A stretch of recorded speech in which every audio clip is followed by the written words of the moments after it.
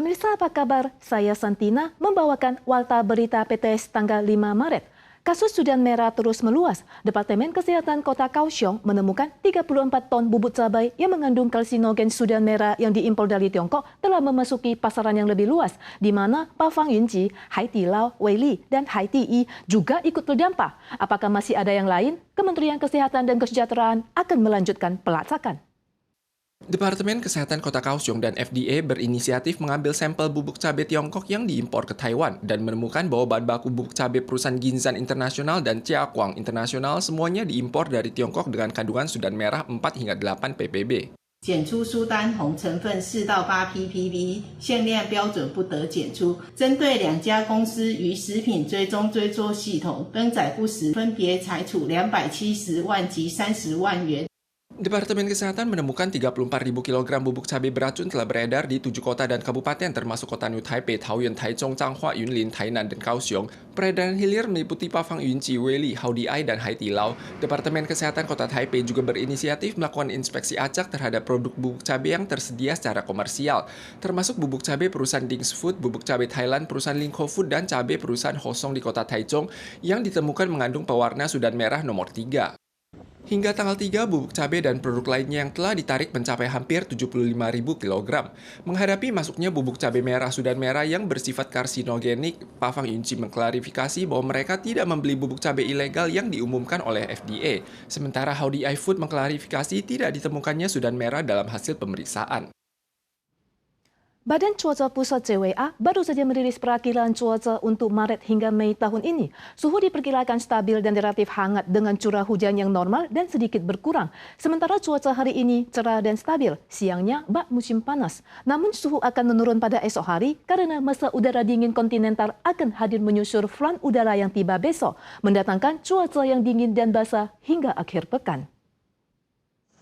Hari ini adalah hari kebangkitan serangga atau Qingzhe menurut penanggaran lunar. Cuaca akan cerah dan hangat bagaikan musim panas, namun hanya berlangsung 1 hari karena mulai Rabu, kehadiran front udara dan massa udara kontinental yang ditambah pergerakan sistem awan Tiongkok Selatan menuju timur akan menghadirkan cuaca dingin dan basah hingga akhir pekan. Badan Cuaca Pusat CWA juga merilis perakilan cuaca terbaru untuk Maret hingga Mei mendatang. Suhu diperkirakan stabil dan hangat, sementara curah hujan selama Maret hingga April sedikit berkurang. Musim semi di bulan Maret adalah musim kemarau, juga merupakan musim berkabut untuk Kinmen, Machu, dan sisi barat Taiwan. Pengendara diingatkan untuk berhati-hati dalam berlalu lintas. Menurut statistik terbaru Kementerian Dalam Negeri, 6 dari 22 kota dan kabupaten di Taiwan memiliki lansia berusia 65 tahun ke atas sebanyak 20% dari total populasi. Keenam wilayah itu antara lain Kabupaten Chiayi, Kota Taipei, Kabupaten Nantou, Kabupaten Yunlin, ditambah 2 wilayah yang baru bergabung tahun ini, Kota Qilong dan Kabupaten Pingtung. Hal ini menunjukkan lebih dari 1/4 kabupaten dan kota di Taiwan telah memasuki fase masyarakat superlansia. Para lansia terlihat ngobrol di luar gedung komunitas, malah anak muda jarang terlihat. Menurut statistik Kementerian Dalam Negeri, akibat dampak menurunnya angka kelahiran, 20% dari total populasi kota Qilong tahun ini adalah lansia yang berusia di atas 65 tahun. Pemkot Qilong telah mencanangkan program perawatan komprehensif untuk menanggulangi struktur populasi superlansia. 让长者在他最后的这一个比较高龄的阶段，他在生活方面、社会参与方面都能够很顺畅，没有障碍。 Pada 2022, ada 4 kota dan kabupaten di Taiwan yang tergolong memasuki masyarakat superlansia, mencakup Kabupaten Chiayi, Kota Taipei, Kota Nantou, dan Kabupaten Yunlin. Tahun ini juga termasuk Kota Qilong dan Kabupaten Pingtung, artinya 1 dari 5 penduduk di 6 kota dan kabupaten tersebut adalah warga di atas 65 tahun. Pakar mengingatkan saat ini lebih dari 1/4 kota dan kabupaten di Taiwan telah memasuki fase superlansia. Taiwan diimbau mengembangkan teknologi AI dan transformasi digital untuk mengatasi krisis SDM. Selain itu, menurunnya pendapatan fiskal dan pajak pemerintah secara berangsur juga merupakan sebuah tantangan. 因为年轻劳动力的减少，它的税收可能因此而减少。另外一方面呢，它要花在银发族的这种所谓的这个社会保险或社会救助的支出会增加，所以可能会影响到政府的一个财政。 Pakar memprediksi Taiwan akan menjadi masyarakat superlansia tahun 2025. Di masa depan, struktur industri manula dan anak usia dini dan remaja juga akan berfluktuasi. Kementerian Perekonomian MOEA akan melanjutkan subsidi sebanyak 1 miliar dolar Taiwan kepada industri jasa dan komersial untuk mengganti peralatan hemat energi. Cakupan pemberian subsidi tahun ini diperluas dan nominal yang diberikan dinaikkan menjadi maksimal 500 ribu dolar Taiwan per badan usaha.